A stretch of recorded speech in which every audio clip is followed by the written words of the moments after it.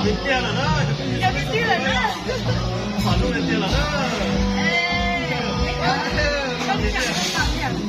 chụp ảnh đi, xong rồi, bắt đi sau chụp ảnh. Ý nhiệt cả. Đó. Cho nó chia lên một tí thôi chứ.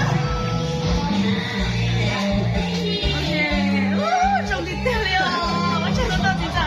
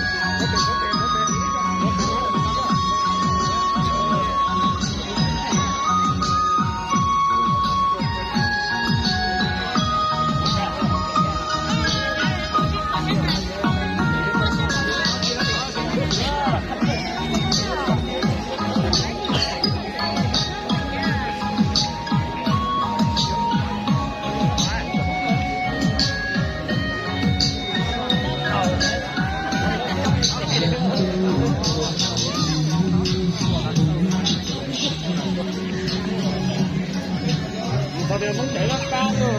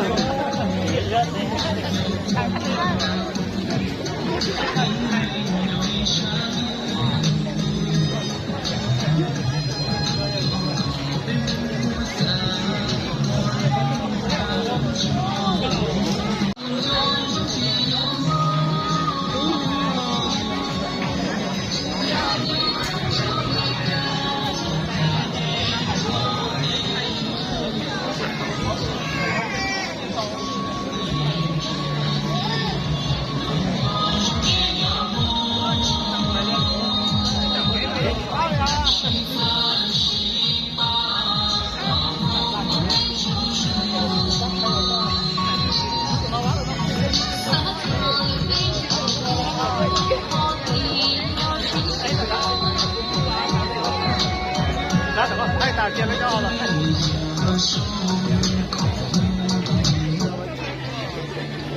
Cũng là như chế tua chế tôi đó, nhưng mà tôi phải tua nữa.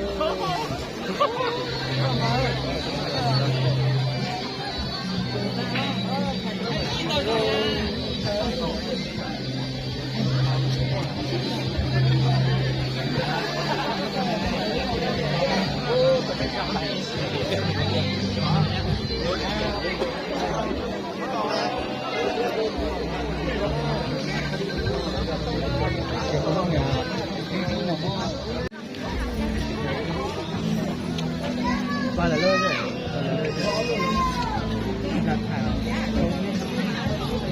Cái đấy rồi.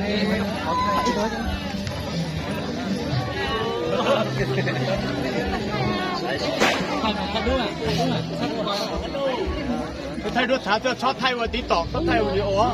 lên tí nữa, nữa là to, cái tí.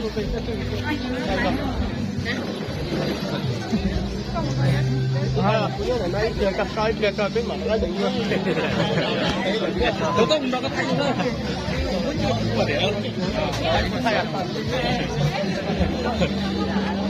Đi cái người mũi như này giờ lo thêm con câu này. Chạy nhau để mũi ra. Thay bây giờ.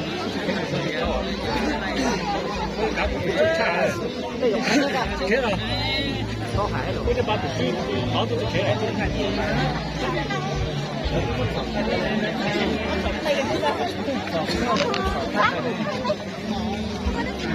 Đây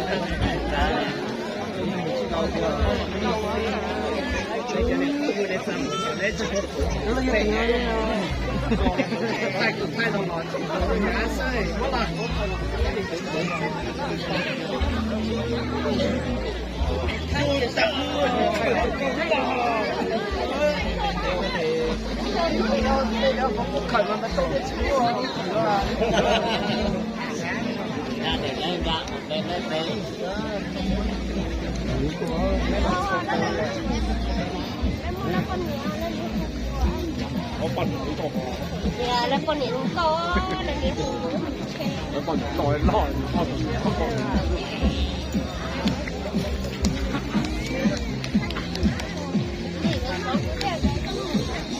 chụp hình này nữa chụp hình gì nữa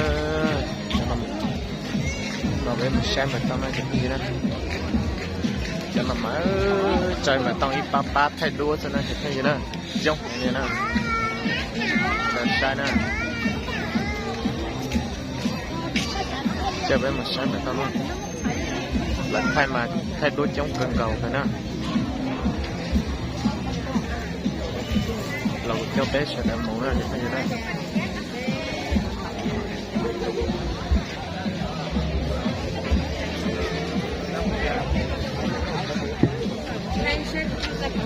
chống này nhớ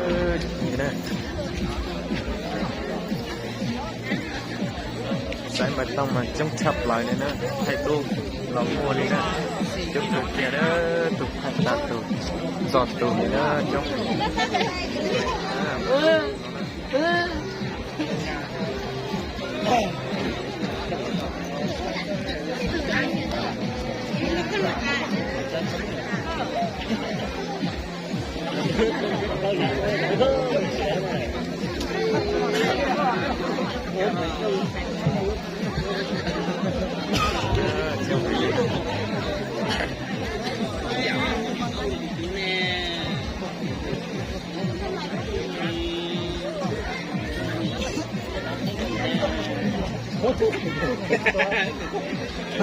tôi rất thấy số phải không? Có lúc này có tay vào. Có là thấy một số khó mà. Em phải nói là chị không có sao thuộc của có thiết kế cũng cho có thiết kế nào.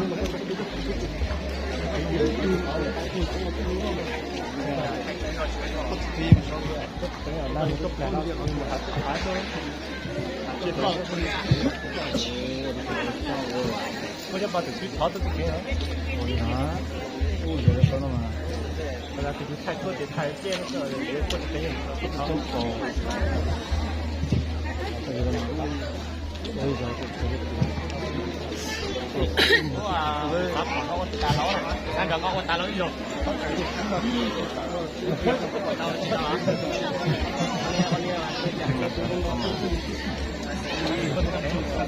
Ôi, để con tao có một con này, là có thấy con cho con này. Không thể nào là họ sẽ phải là con mà cái này nó dễ tổ, thì anh chơi gì cũng tới mà.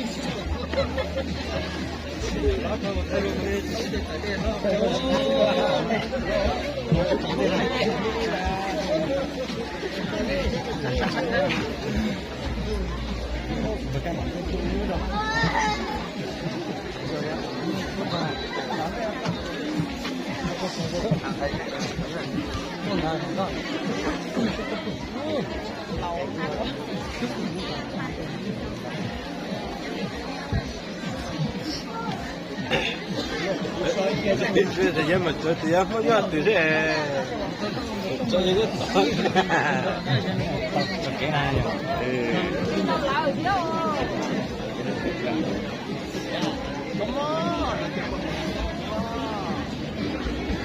Ini saya mau kota.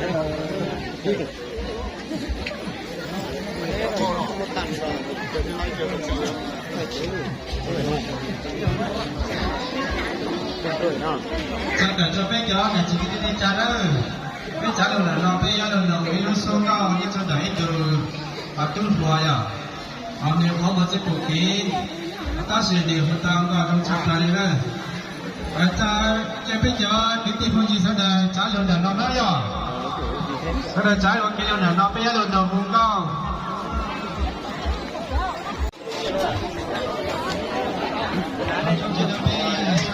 mình tông nó chụp gì đó mình tông nhâm lọt cáiตัวnó lại thay đổi chống còi này nó hay gì đó giờ bây giờ một cái nó chụp phá một cái sẽ là những bọn mình tông nó chụp hay gì đó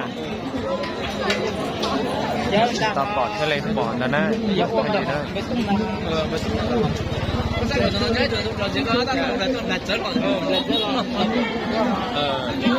我真的不在非常的好。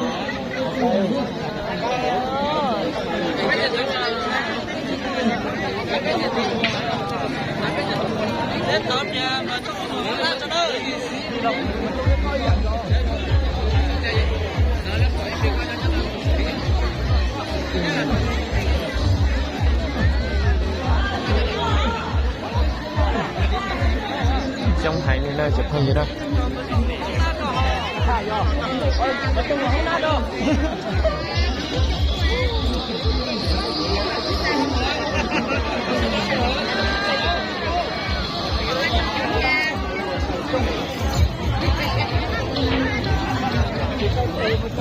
mình tông mù đó chụp hay gì đó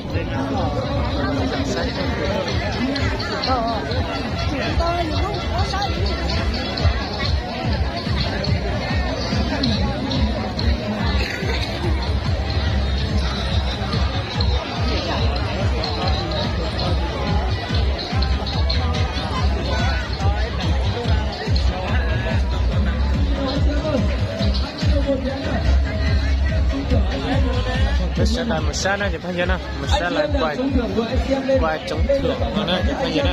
cái một sát sẽ nào một vé 20.000 20.000 anh chị em ơi 20.000 một vé nào 20.000 một vé này anh chị em ơi kính mời anh chị em nào với anh chị em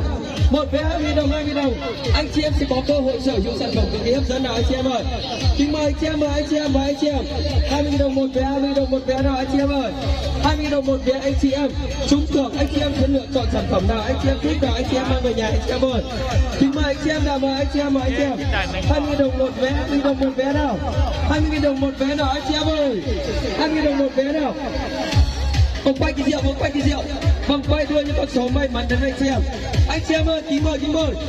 mời 20.000 một số anh chị em ơi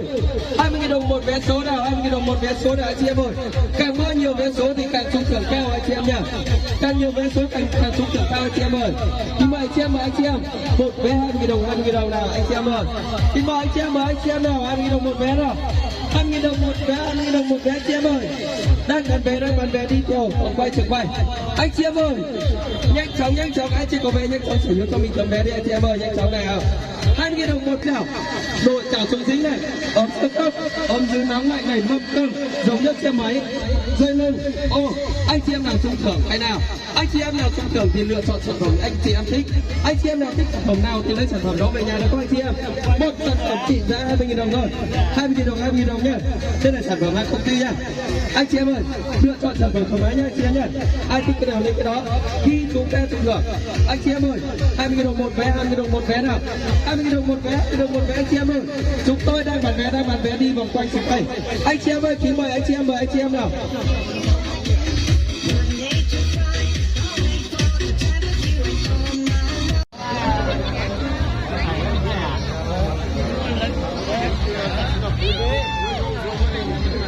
đừng có bị mất tiền đâu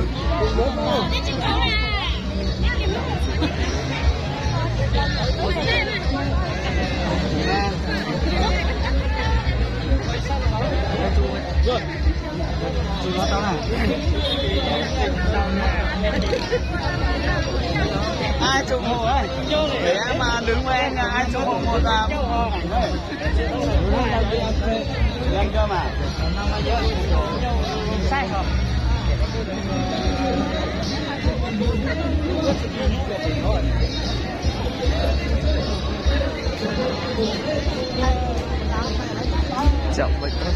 kia nữa chụp hình kia nữa bỏ hâm mắm vì sư cho nó bỏ kia là mà lên kia là chụp sai này nữa tụi thay đồ là mua tụi thay video là mua này nữa chụp hình gì nữa chống hành cực kia nữa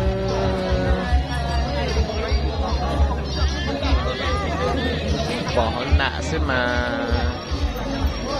cho nó bỏ kia từ tí này mà lại chọn trong hành này nữa thay đốt trong cần gò này nè vậy thay vậy nè tiền tôi thay đấy nữa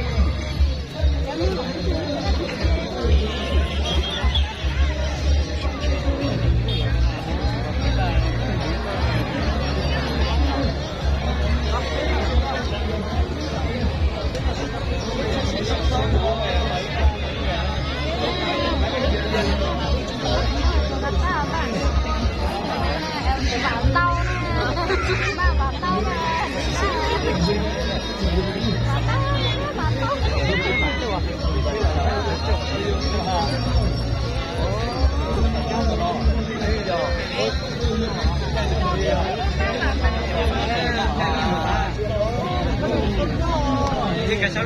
giờ từ hôm 3 từ sáng rồi